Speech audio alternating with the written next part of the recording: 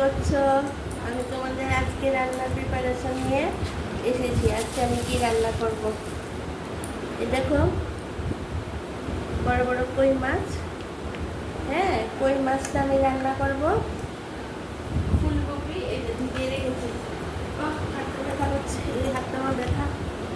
এই যে ফুলকপি, এই দেখো ফুলকপিটা আমি কেটে রেখেছি। এই ফুলকপি দিয়ে ফুলকপিটা কেটে রেখেছি কেন? এটা নুন দিয়ে আমি প্রায় ঘন্টাখানেক আধা ঘন্টা ভিজিয়ে রাখবো। যত কিছু ইউরিক অ্যাসিড কত কিছু ওরা দেয় না, নানা কিছু কফির মধ্যে, যেন সব যা কিছু দেয় নষ্ট হয়ে যায়, সেগুলো দিলে জলে ভিজিয়ে রাখলে সব কিছু সার ফার দিয়ে রাখে কফির মধ্যে, আর সেটা সব বের হয়ে যাবে, কোনো ক্ষতি হবে না। নুন দিয়ে ভিজিয়ে রাখবে, নুন দিয়ে আমি সবসময় অনেকটা টাইম তোমরাও ভিজিয়ে রাখবে। আর পরিষ্কার করে কেটে কেটে দেখেছি যেন কোনো পোকা টোকা না থাকে, তারপর নুন দিয়ে ভিজিয়ে রেখেছি।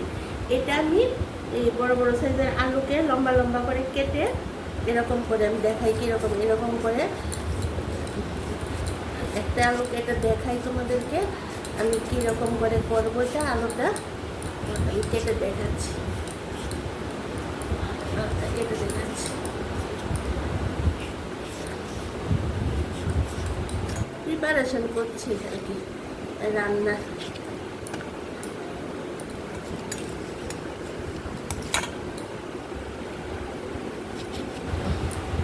এই দেখো এরকম লম্বা লম্বা করে কেটে আলুটাকে আমি আবার একটু ফাঁপিয়ে নেবো, একটু একটু জল দিয়ে একটু সেদ্ধ করে নেবো। আজকালকার যতই ভালো আলু হোক তারপর সেদ্ধ হয় না। ফুলকপিটা কিন্তু সেদ্ধ করবো না, ফুলকপিটাকে ভালো করে ধুয়ে ভালো করে ভেজে নেবো। আর দেবো কি এটার সঙ্গে যে বড়িগুলো, তোমরা খাও তো, দেখো এই যে বাজার সঙ্গে বড়িগুলো কিন্তু মানে এই বড়ি দিয়ে রান্নার রেসিপিটা তো অবশ্যই তোমাদেরকে দেখাবো। ফুলকপি দিয়ে, আলু দিয়ে, বড়ি দিয়ে এই এই সাইজগুলি দেখো, কই মাছের সাইজগুলি দেখো। এই দেখো সাইজগুলো কি বড় বড় কই মাছ, দেখো কি বড় বড় একটা কই মাছের ঝোল হবে। ডালটা একটা কমন হয়, আর একটা দই আমাদের সবসময় থাকে, আমাদের দইটা সবসময় খাওয়া হয় এই গরমের মধ্যে। আর এই দেখো মিষ্টি কুমড়টা কি সুন্দর লাল কুমড় এনেছে, দেখো লাল টোটো। এই কুমড়গুলি বাজার থেকে যখন কুমড় কিনতে যাবে হলুদ কুমড়গুলি কিনবে না, এই লাল টুকটুকে কুমড়গুলি কেজিতে একটু দাম বেশি কিন্তু খেতেও মিষ্টি। এগুলো ভাজা যদি তুমি কালো জিরে পুরন দিয়ে করো না, মানে খুব মানে ফাইন হয়। তো পাতলা করে একটা ডাল হবে, আর হবে কই মাছ, ফুলকপি, আলু, আর এই তোমরা কী বলো জানি না, দেখে আমরা মাছের বলি এইটা দিয়ে এই দেখো এটা দিয়ে হবে।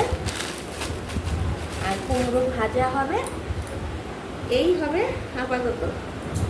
আর একটা রেসিপি, পরে কি করি না করি পরের ব্যাপার, এই তিনটে তো হবেই রান্নার প্রিপারেশন।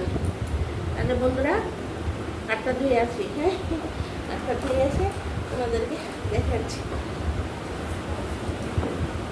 কথা বলছি, দেখাচ্ছি কথা বলছি।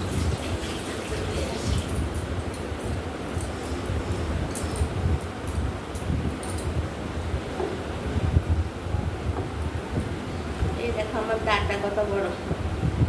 তা মাছ আমার কেটে নিয়ে আসে, মাছ আমার কাটতে হয় না, কিন্তু এই মাছগুলো আমি ভালো করে ধুয়ে নিয়েছি।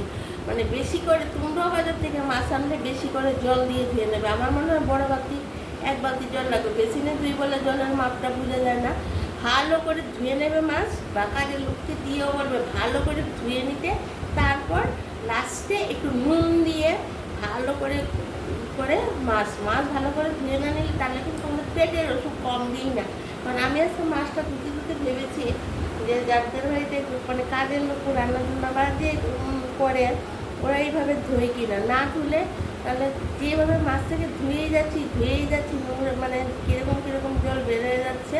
আর লাস্টে বলবে তো সময় ধোয়ার শেষে লাস্টে যেন নুন দিয়ে, তারপর আবার লাস্টে একটু নুন ছিটিয়ে ধুয়ে আবার 3-4 বার করে ধুয়ে নিই, ভালো করে মাছ ধুয়ে মতো। আর ফুলকপিটা যেন নুন দিয়ে ভিজিয়ে রাখে অনেকক্ষণ, কারণ ফুলকপি থেকে নানা রকমের সার ফার দিয়ে তো, তাহলে এইগুলো থেকে তোমরা মানে ক্ষতি হবে না, নাহলে পেট ব্যথা সেই থেকেই যাবে।